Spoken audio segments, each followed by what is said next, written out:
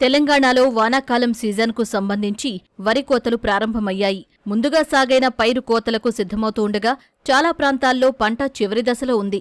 మెదక్ జిల్లాలో వరి కోతలు ప్రారంభమైన నేపథ్యంలో పౌర సరఫరాల శాఖ ఆధ్వర్యంలో కొనుగోలు కేంద్రాలు ఏర్పాటు చేశారు. జిల్లాకు సంబంధించి దాదాపు 480 కేంద్రాలు ఏర్పాటు చేస్తున్నట్లు అధికారులు చెబుతున్నారు. జిల్లాలో వరి సాగు విస్తీర్ణం అధికంగా ఉన్న నేపథ్యంలో కేంద్రాల ఏర్పాటు రైతులకు ప్రయోజనకరంగా ఉంటుందని వివరిస్తున్నారు. రైతులు ప్రభుత్వ కేంద్రాల్లో ధాన్యాన్ని విక్రయించి సరైన మద్దతు ధర పొందాలంటూ సూచిస్తున్న మెదక్ జిల్లా అదనపు కలెక్టర్ నగేష్తో మా ప్రతినిధి శేఖర్ ముఖాముఖి ఇప్పుడు చూద్దాం. మెదక్ జిల్లాలో వానాకాలానికి సంబంధించి కూతురైనటువంటి ప్రారంభం కావడం జరిగింది. అయితే మెదక్ జిల్లాలో ఎన్ని కొనుగోలు కేంద్రాలు ఏర్పాటు చేశారో, అయితే దానికి సంబంధించి ప్రణాళిక ఏ విధమైన ఏర్పాటు చేశారనే విషయాన్ని మనకు జిల్లా అదనపు కలెక్టర్ నాగేష్ మనతో పాటు మరిన్ని వివరాలు తెలుసుకునే ప్రయత్నం చేద్దాం. సార్, మన మెదక్ జిల్లాలో ఎన్ని కొనుగోలు కేంద్రాలు ఏర్పాటు చేశారు, ఎంత సాగు విస్తీర్ణం ఉంది, ఎంత ధాన్యం వస్తుంది అంచనా వేస్తారు? మనకు మెదక్ జిల్లా ప్యాడీకి సంబంధించేసి ఎక్కువగా కాస్ట్ అవుతుంది. 1,02,000 హెక్టార్ల వరకు కూడా భూమిలో ప్యాడీ చేస్తూ ఉన్నాం. ఈసారి 487 మొత్తం కూడా మన కొనుగోలు కేంద్రాలు ఏర్పాటు చేస్తున్నాం.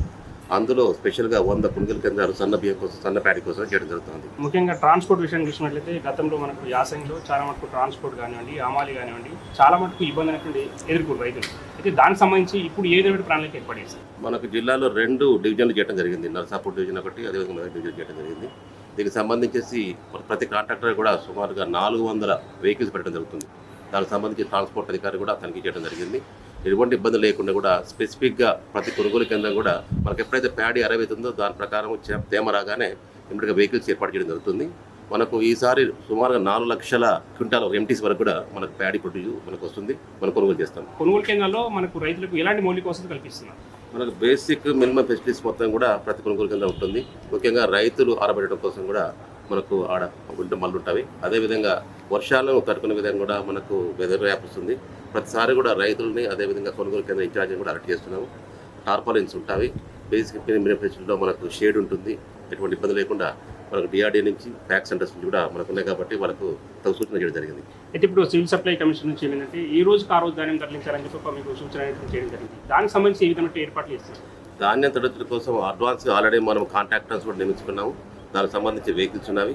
ఎప్పటికప్పుడు రాగానే తూకం వేయటం, దాని తర్వాత తద్వారా మన మిల్లులో కూడా ట్యాగ్ చేసుకొని అకాల వర్షాలు ఉన్నాయి కాబట్టి దాన్ని దృష్టిలో పెట్టుకొని దాన్ని ఏర్పాటు చేయడం జరుగుతుంది. దానికి కాన్స్టిట్యున్సీ వైజ్ కూడా మనం ఆర్డీఓస్ని కూడా మనకు కాన్స్టిట్యున్సీ స్పెషలిస్ట్గా నియమించడం జరిగింది. ధాన్యాన్ని చాలా మటుకు రైతులు ఏం చేస్తున్నారంటే దళాలకు అమ్ముకోవడానికి ప్రయత్నిస్తున్నారంటే కొనుగోలు కేంద్రాలు ఆలస్యం కావడం ద్వారా చాలా మంది రైతులు ఏం చేస్తారంటే తక్కువ ధరకే మనకు దళాలకు అమ్ముకుంటారు. మీరు ఇచ్చేటువంటి సూచన ఏంటి రైతులు? అంటే దళారులకు మోసపోవద్దు. మంచిగా తేవను ఫెయిర్ యావరేజ్ క్వాలిటీ, ఎఫ్యూకి క్వాలిటీ ఉన్న వాళ్ళు మన కొనుగోలు కేంద్రం తీసుకున్నట్టయితే స్వచ్ఛందంగా మన ప్రభుత్వం మనకు మినిమం సపోర్ట్ ప్రైస్ ఇచ్చుకుంటూ మన మిల్లుకు తరలించి జరుగుతుంది. అంతేకాకుండా ఇప్పుడు చూసినట్లయితే అకాల వర్షాలు అయితే చాలా మటుకు కురుస్తూ ఉన్నాయి. అయితే వీటికి కొనుగోలు కేంద్రాల్లో అన్ని కొనుగోలు కేంద్రాల్లో టార్పాలిన్ కవర్లు అందుబాటులో ఉన్నాయి. మనకు ప్రస్తుతం అయితే మనం 35 ప్రతి కొనుగోలు కేంద్రంలో యావరేజ్గా 35 ఉన్నవి. మనం సుమారుగా 40 నుంచి 45 పెట్టి ఏర్పాటు చేస్తా ఉన్నాము. రైతులకు ఎటువంటి ఇబ్బంది జరగకుండా కూడా నిన్ననే సూచన చేశారు మన కమిషన్ సివిల్ సప్లైస్ గారు కూడా. దాని ప్రకారం కూడా అన్ని ఏర్పాటు చేయడం జరుగుతుంది. రైతులు ఎటువంటి ఇబ్బంది పడకుండా అన్ని కేంద్రాలు కూడా మంచి సదుపాయాలు చేస్తున్నారు.